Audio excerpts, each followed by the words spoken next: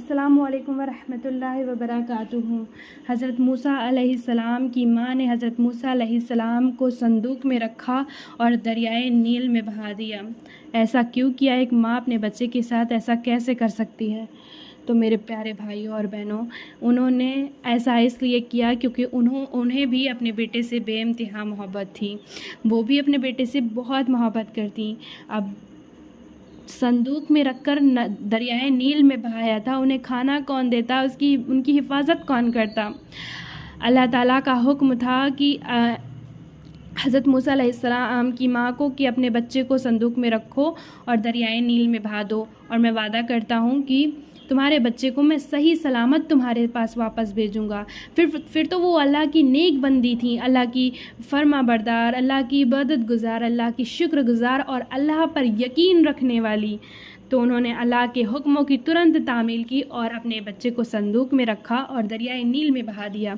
हालांकि उन्होंने इसलिए ऐसा किया क्योंकि जो फ़िरऔन था वो बड़ा दुश्मन था।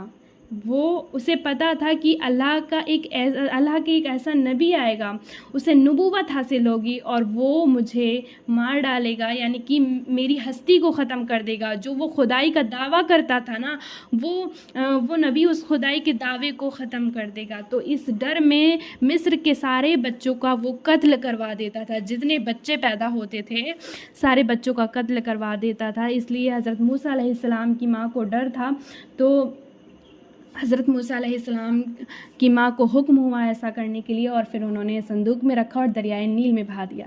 ऐसा तो कर दो दिया उन्होंने, लेकिन एक वो माँ थी तो फिर उन्हें घबराहट सी हुई। लेकिन फिर उन्हें अल्लाह का ख़याल आता है और सोचने लगती हैं कि अल्लाह ने तो मुझसे वादा किया है, वो इतनी बड़ी कुदरत वाला, इतनी बड़ी शान वाला, उसने मुझसे वादा किया है। फिर वो थोड़ा इत्मीनान होती हैं और अपने ईमान को मजबूत करती हैं और अल्लाह पर यकीन करती हैं। फिर ऐसा होता है कि हज़रत मूसा अलैहिस्सलाम को दरियाए नील में बहाया था और फ़िरौन की बीवी हज़रत आसिया वो नील में शेयर करने आए थे दरिया में। तो जो हज़रत आसिया थी, जो फ़िरौन की बीबी थी, फ़िरौन काफिर था लेकिन जो हज़रत आसिया हैं वो ईमान वाली थी। बड़ा जुल्म सहा हज़रत आसिया ने फ़िरौन का। हालांकि ये वाक़या मैं इसमें नहीं बयान कर पाऊँगी।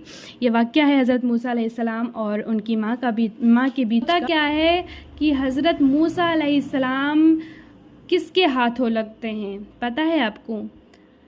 फ़िरऔन की बीबी आसिया के हाथ। हाँ, जो मारने वाला था, जो कत्ल करने वाला था, जो दुश्मन था, उसी के हाथ हज़रत मूसा अलैहिस्सलाम लग जाते हैं। आसिया हज़रत मूसा अलैहिस्सलाम को उठाती हैं, संदूक से निकालती हैं। देखिए, हज़रत आसिया और फ़िरौन दरिया में सैर करने जाते थे तो देखा उन्होंने कि एक संदूक था, तो उसे खोला गया तो उसमें एक मासूम सा और बहुत अच्छा सा बच्चा दिखा। तो फिर हज़रत आसिया ने उसे बाहर निकाल लिया और कहने लगी कि फ़िरौन से कहने लगी कि देखिए कितना खूबसूरत बच्चा है।